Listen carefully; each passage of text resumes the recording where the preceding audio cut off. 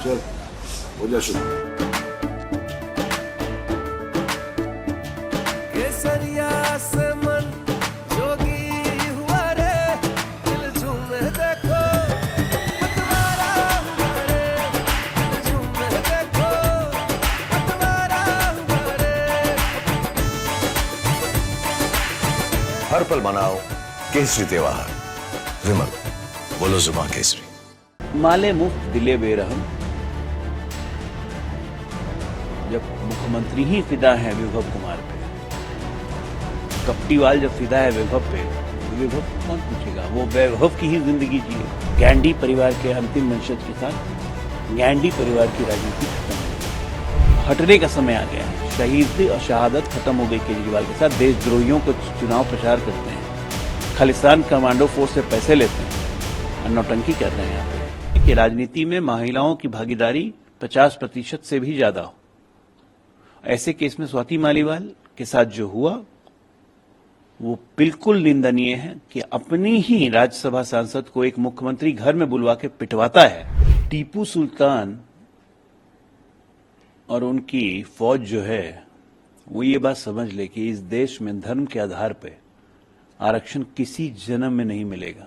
खासकर जब तक मोदी है तब तक तो कोई जन्म में नहीं मिलेगा।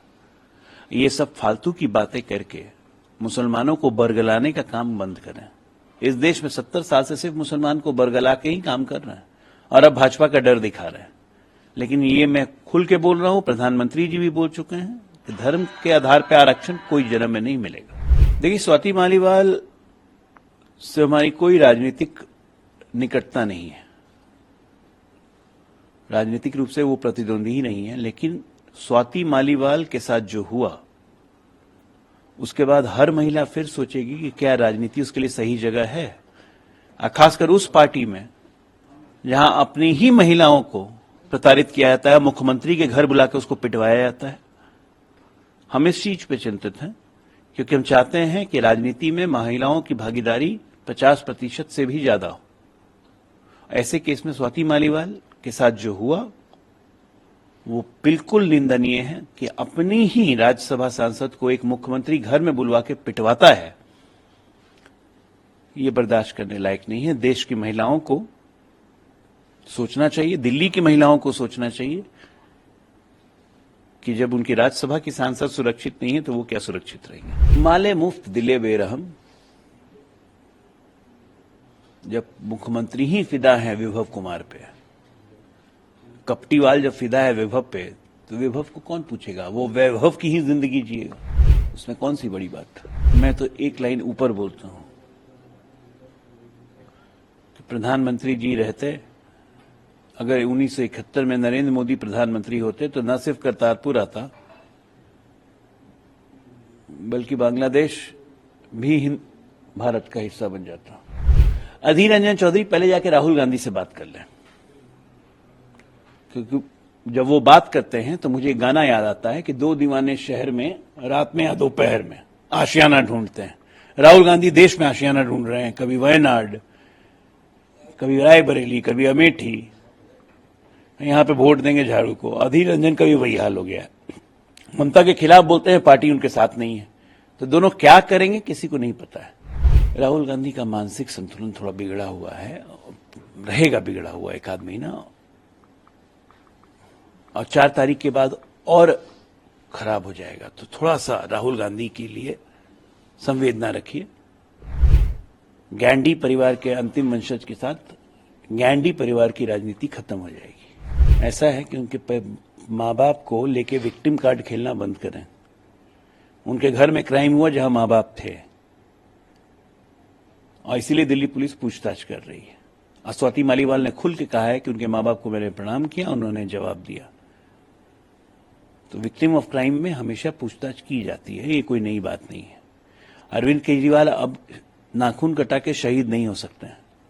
अब उनके एक्चुअली राजनीतिक रूप से हटने का समय आ गया है। शहीद और शहादत खत्म हो गई केजरीवाल के साथ। देशद्रोहियों को चुनाव प्रचार करते हैं, खालिस्तान कमांडो फोर्स से पैसे लेते हैं और नौटंकी कर रहे हैं। यहाँ पे केजरीवाल नहीं है, वो कपटीवाल है। मैंने कहा ना कि राजनीतिक और मानसिक रूप से संतुलन खो बैठे हैं। ये 10 साल के लिए सरकार बनाई गई, चुनाव 5 साल के लिए होता है। देखिए, अल्ताफ जी ने जो कहा है वो बिल्कुल सही कहा है, क्योंकि पिछले 70 साल से वैली में जो भी हुआ इस 3 परिवार के कारण हुआ।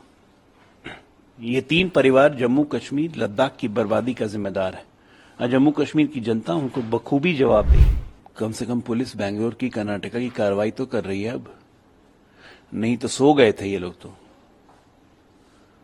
और ड्रग्स हमारे समाज के लिए मेनास है, और हमारे गृह मंत्री माननीय अमित शाह जी ने कसम खाई हुई है कि हर हालत में इस मेनास को खत्म करेंगे।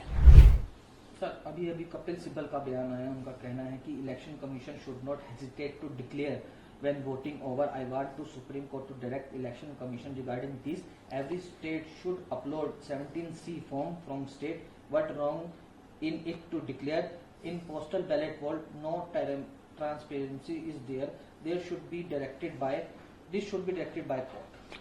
देखिए, ऐसा है कि कपिल सिब्बल बहुत अच्छे वकील हैं, बहुत अच्छी वकालत करते हैं, लेकिन किसी से सलाह तो नहीं लेते हैं ना। कोई उनको सिखाता नहीं है कि वकालत कैसी करनी है। तो इलेक्शन कमीशन को सलाह देने की जगह एक PIL फाइल कर दें सुप्रीम कोर्ट में, और सुप्रीम कोर्ट से ही इलेक्शन आयोग को निर्देश करवा दें। ये फालतू की बयानबाजी का कोई मतलब नहीं है। चुनाव आयोग एक निष्पक्ष संस्था है, हमारी संवैधानिक संस्था है, जिससे पूरे विश्व को गर्व है। उस पर सवाल उठाने का कोई मतलब नहीं होता। उन्होंने ये भी कहा कि रिजर्वेशन जो है ST, ST, OBC के तहत एजुकेशन इंस्टीट्यूट्स में कांग्रेस के अंदर कॉन्स्टिट्यूशनल अमेंडमेंट 2005 के तहत दी गई और इम्प्लीमेंट किया गया। तो उनको ये भी पूछ लीजिए कि 2011 में जामिया मिलिया इस्लामिया में क्यों रिजर्वेशन हटा दिया गया SC, ST और OBC का। शायद मेरे ख्याल से उस वक्त मंत्री थे कपिल सिब्बल कांग्रेस सरकार में।